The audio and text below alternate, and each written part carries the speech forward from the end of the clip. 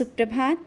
बाबा कहते हैं मेरे प्यारे बच्चे, अपनी तरफ से रिश्ता बार बार आगे बढ़ाने से कोई फ़ायदा नहीं जब सामने वाला रिश्ता ही नहीं रखना चाहता है। मैंने देखा है तुमने बहुत प्रयास कर लिए, अपनी गलती न होते हुए भी तुमने आगे बढ़कर हर एक बात को सुलझाने की कोशिश की और अपनाने की कोशिश की सबको। अब तुम स्वयं को देखो और रुक जाओ।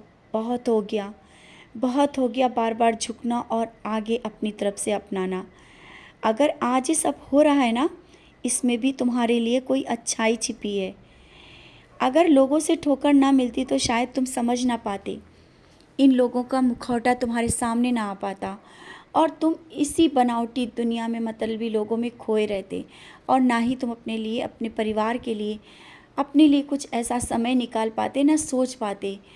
तो तुम समझ सकते हो कि अगर जो हो रहा है इसमें भी तुम्हारी अच्छाई ही है।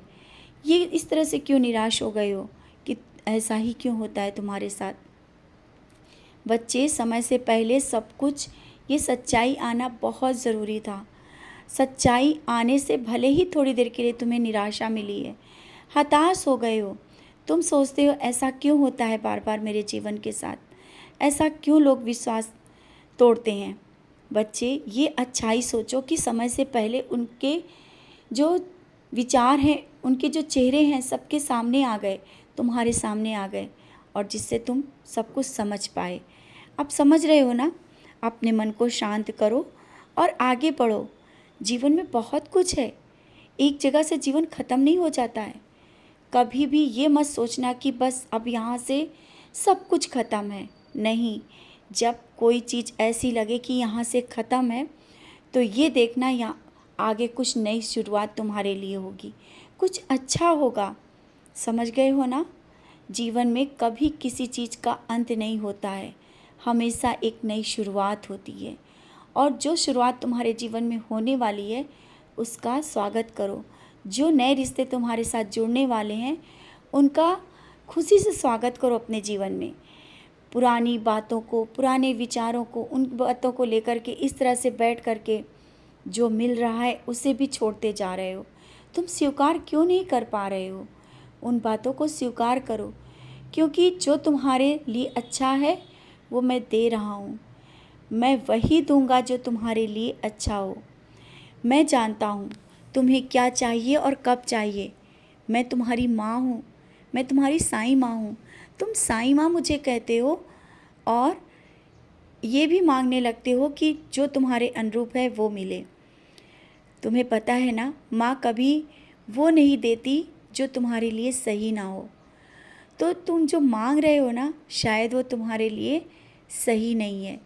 समय के साथ सब कुछ सही करते हुए वो सब मैं दूंगा।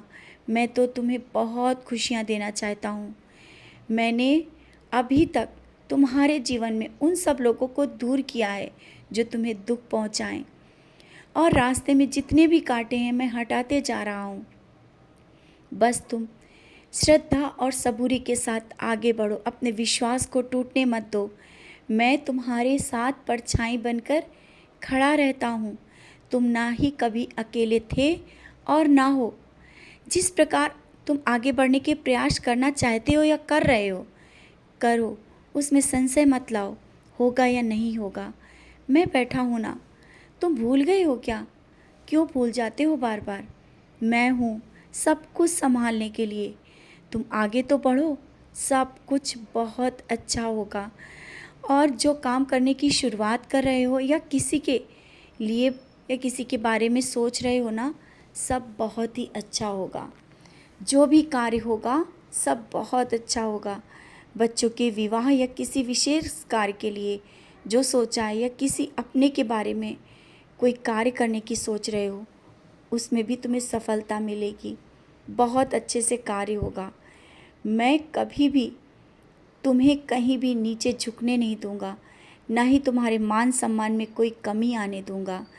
मैं तुम्हें बहुत कुछ देने वाला हूँ।